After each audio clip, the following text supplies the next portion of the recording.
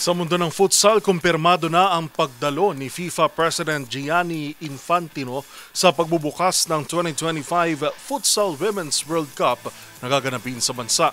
Kasunod nito, umaasa rin ang Philippine Football Federation na magkakaroon ng oras si Pangulong Bongbong Marcos para saksihan.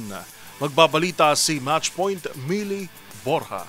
Dadalo si FIFA President Gianni Infantino sa pagbubukas ng 2025 Futsal Women's World Cup sa PhilSports Arena ngayong weekend. Inanunsyo ito ni Philippine Football Federation President John Gutierrez sa Philippine Sports Writer Association Forum sa Rizal Memorial Sports Complex.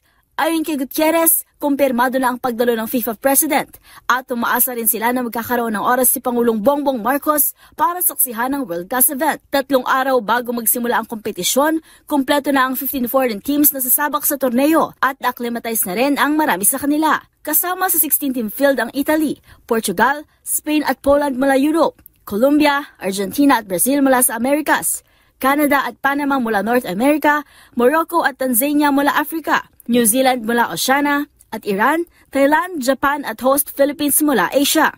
Magbubukas ang torneo sa November 21, araw ng Biyernes, sa laban ng Morocco at Argentina ng 6 p.m. at susundan ito ng opening ceremony sa 8 p.m.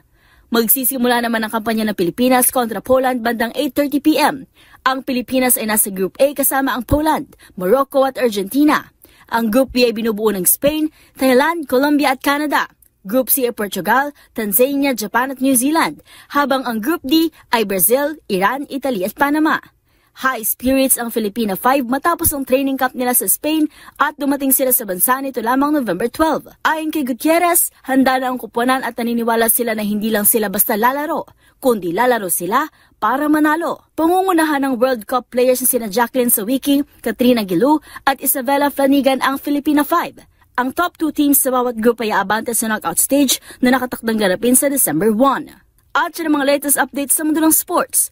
Para sa MBC TV Network News, ito si Millie Borja ng DZRH TV, una sa Pilipinas, una sa Pilipino.